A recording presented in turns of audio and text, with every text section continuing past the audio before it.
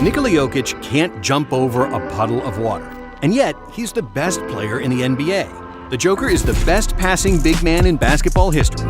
He bends the reality of what's possible for a center and is the lowest drafted player to ever become the NBA MVP. This is the story of how the pudgy kid from Serbia became an NBA champion and one of the most unusual superstars in NBA history. Nikola was born in Sombor, Serbia, to a poor family that housed 6 people in a cramped 2-bedroom apartment. But what they lacked in resources, they made up for with a love for basketball. Nikola's 2 older brothers were both talented players, and their father loved basketball more than anything. But Nikola wasn't like them. He was a shy, introverted 10-year-old, short, chubby, and PE was his least favorite class in school. When his dad told him that he signed him up for his first basketball practice, Nikola cried and didn't want to go. He began playing the point guard position, and his coaches quickly realized that this chubby kid was pretty talented. Despite being the slowest kid in every game, Jokic could really play, and he soon fell in love with the game. However, when he was 14 years old, Jokic quit basketball. It wasn't that he didn't enjoy the game, but because he found something he cared for more than basketball: horses. Actually, I quit playing basketball when I was like 13, 14, and I was here for like 6 months. And then my dad needs to convince my trainer to put me back in basketball. So Nikola would come to the local stables every day after school to clean and feed the noble creatures. However, his father made him return to basketball, saying that he might be able to buy his own stable someday. Jokic played really well in the youth ranks, and this caught the eye of the most influential basketball manager in Europe, Miško Ražnatović. Miško owned his own club called Mega, which he used as a training ground to develop talent, only to sell them later. Ražnatović found out about Jokic through the local newspaper and saw that he was averaging 20 points and 20 rebounds per game. But his first thought was that Jokic was just more athletic than everybody at that level, and that he was dominating because of his physical traits. So when he found out that Jokic was not physically dominant and was actually the least athletic player on the floor, the manager got fired up and demanded that this kid get signed immediately. Somehow, nobody really paid attention to this guy.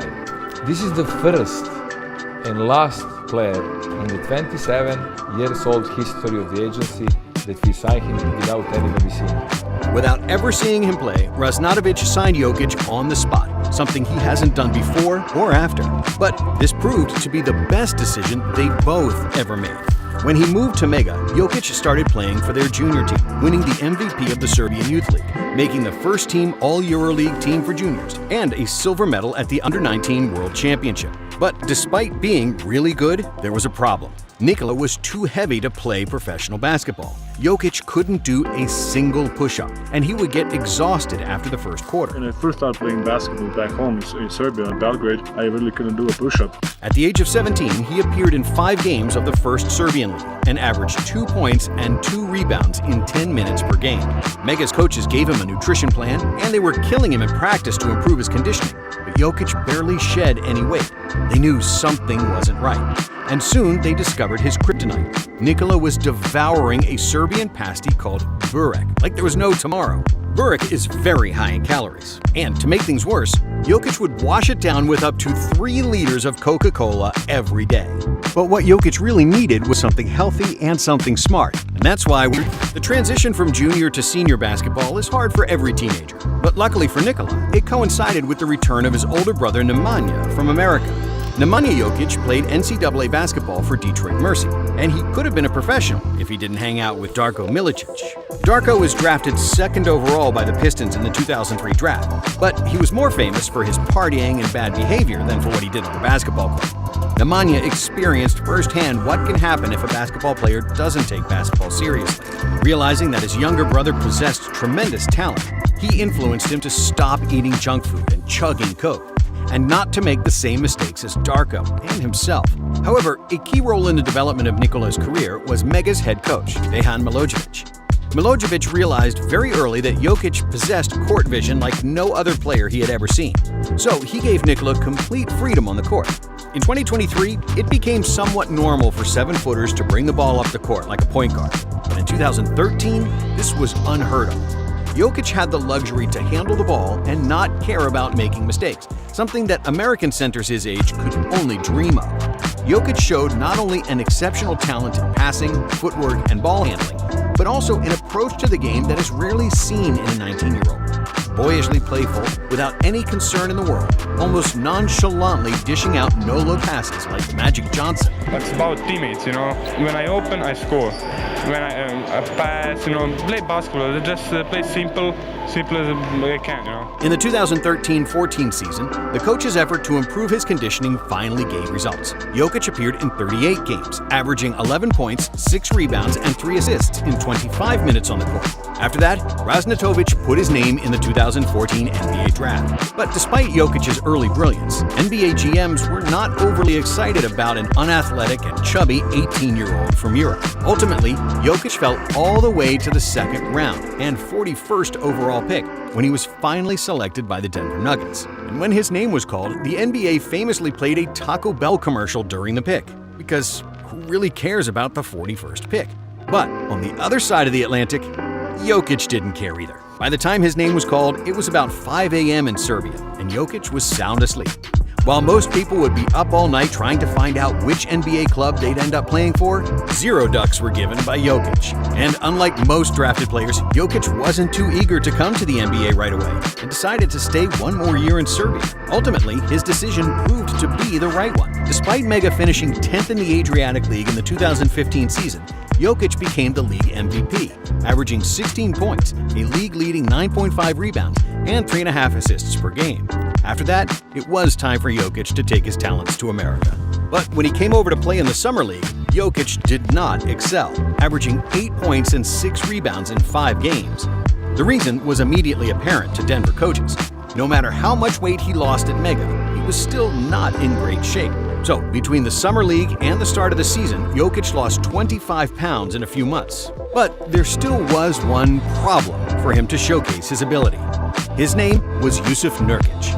Nurkic was a great friend to Nikola, but on the court they were competitors, depriving each other of much-needed playing time. Coach Malone tried to play both of them on the floor at the same time, but that was awful, and there simply wasn't room for both of them. After Jokic averaged 10 points, 7 rebounds, and 2.5 assists as a rookie, and made the all-rookie first team, he started his sophomore season even better. And then Denver executives decided to keep the 41st pick over the 16th pick and traded Nurkic, as crazy as it seemed at the time. But they were not wrong. In 2017, Jokic improved his numbers to 17 points, 10 rebounds, and 5 assists per game, while also finishing top 4 in the league in true shooting efficiency. In 2018, he was even better, finishing the year averaging 18, 11, and 6, becoming the most versatile offensive center in the NBA. Because he spent part of his basketball youth as a point guard, Jokic was not afraid to dribble the ball, even against much faster players, knowing that he had the big body and technique to protect the ball while running through the paint. Jokic rarely turned the ball over, despite making risky passes that would have resulted in turnovers with most other centers. But unlike Draymond Green, who was a good passer for a big man, Jokic is also dangerous as a scorer.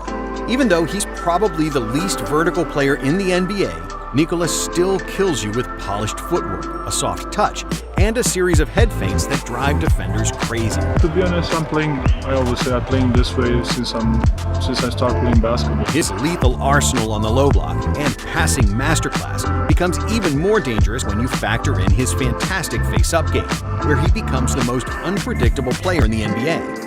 If he's facing the basket at the top of the key, there is always a danger that he'll sink a mid-range shot or a floater right in the opponent's face. If the defender gets close to him, Jokic can get past either backing him down or facing up. And if everything else fails, he'll do his patented Sombor shuffle. Like all great players, Nikola developed a trademark move. And just like Jokic himself, it's extremely weird looking and unorthodox. The Sombor shuffle is a half-step back, half-fadeaway that looks like a crooked and clumsy version of Dirk Nowitzki's legendary one-legged shot. But despite the aesthetics, it's extremely effective. He hit a couple of those right foot. He said he shoot on me like frustrating as hell. You feel like you've done everything you could possibly do to make him take a bad shot, and it hit nothing but the bottom of the net. And another thing that flies under the radar with Jokic is how strong he is. When someone has muscles, he looks like a strong man. That can be very deceiving. The strength is in the hips, torso, and legs. Nikola is physically stronger than most centers. Others may look stronger, but they are not. Jokic's athletic coach. However, despite Nikola's brilliance that led the Nuggets to a top 5 offensive team in the NBA, their defense was in the bottom 5, and a lot of the blame was on Jokic.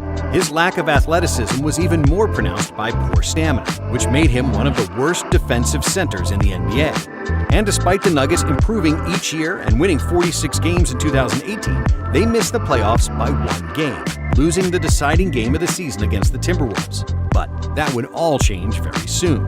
That strength change, condition change, it helped me a lot on the floor, I don't get tired that much, I feel stronger. In the 2019 season, Jokic continued the upward trajectory, finishing the year with 20 points, 11 rebounds, and 7 assists per game.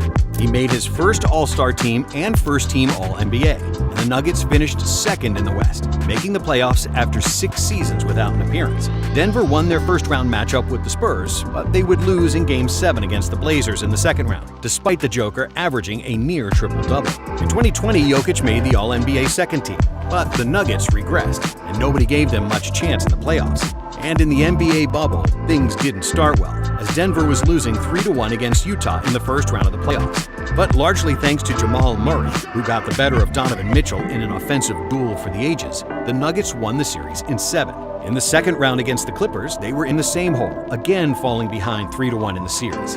Then, against all odds, they did it again, made another miraculous comeback, and won another Game 7. Long distance from Murray.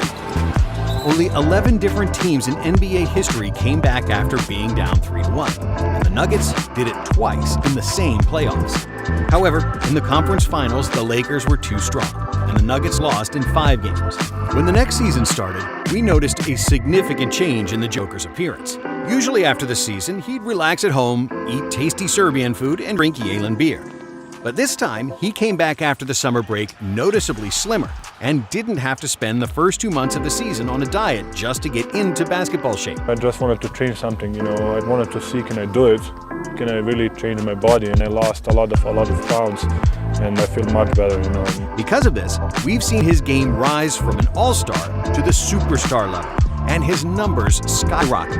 Jokic averaged 26, 11, and 8 for the 2021 season, shooting extremely efficiently from everywhere on the court. But most people already knew that he was an offensive wizard. Where Jokic made the biggest leap was his defense. He still wasn't a vertical rim protector like Rudy Gobert, far from it. But what he couldn't give the Nuggets with athleticism, he made up for in hustle. His smart positioning and long arms made him a plus defender when protecting the paint, and the Nuggets were 4 points better defensively with Jokic on the court. Because of his newfound conditioning, Jokic was second among all centers in steals. He was 4th in the entire NBA in deflections and 12th in contested 2-point shots. Jokic led the NBA in all the advanced offensive ratings, and because of his improved defense, he deservedly won an MVP award. But because Jamal Murray tore his ACL, Denver got swept in the second round of the playoffs. In 2022, the Nuggets didn't have Murray for the season, and they also lost Michael Porter Jr. after just 9 games. Without 2 of their 3 best players, Jokic almost single-handedly led the team to 48 wins and a playoff berth, with stats that were even better than the previous season. Nikola became the first player in NBA history with 2,000 points, 1,000 rebounds, and 500 assists in one season, which secured him a second consecutive MVP award. His backdoor passes, no-look dimes, and touch-and-go volleyball assists became an art form. And when you're talking about the beauty of the assist, there is nobody in the NBA who does it better than Big Honey. And while many people believed he couldn't improve after that, Jokic surprised the world again. For much of the 2023 season, he averaged a triple-double, eventually finishing just 12 assists shy of a triple-double season average. His conditioning is something that nobody can question anymore, as Jokic is regularly outrunning most centers down the floor, usually handling the ball and setting up teammates in transition. But what went under the radar is how efficient Jokic was, and that he had the most efficient shooting season in NBA history. There have been only 5 players in NBA history with a true shooting percentage over 70% for the season. And while Jokic's 2023 season is 5th on that list, everybody who is above him on that list is a center whose offensive diet largely consists of dunks, like Rudy Gobert, Mitchell Robinson, and Tyson Chandler. In 2023, Jokic only had 23 dunks, and his scoring output was mainly floaters, jump hooks, and mid-range shots. Where Jokic is by far the best in the league is in shots between 3 and 10 feet to the basket, which he's hitting with an insane 65% efficiency. While Joel Embiid won the MVP over Jokic, many would argue that it's because of voter fatigue, as Nikola once again led the league in almost all advanced metrics. An unprecedented hype around the 2023 MVP race saw many people lobbying for Embiid to get the award, mainly Kendrick Perkins, who accused Jokic of stat padding, along with some very stupid racist remarks, which is better not to get into here. What does 100 triple doubles mean to you? I mean, when you stat padding, it's easy, so. But what's maybe even more impressive than Jokic's triple-doubles is that he doesn't care about the individual awards. He's all about the team's success. When the reporters asked him about becoming the first player since Larry Bird who could win 3 consecutive MVP awards, Jokic nonchalantly responded, "Larry can keep the record, I don't care. I bet Bird doesn't even know where his MVP trophies are." While Embiid publicly demanded to win the award, Jokic kept his mouth shut and continued praising his teammates. You'll never hear Nikola talk about his accomplishments. And since Tim Duncan, there hasn't been a more humble and low-key superstar. 3 on 3. 1, 2, 3. Jeff,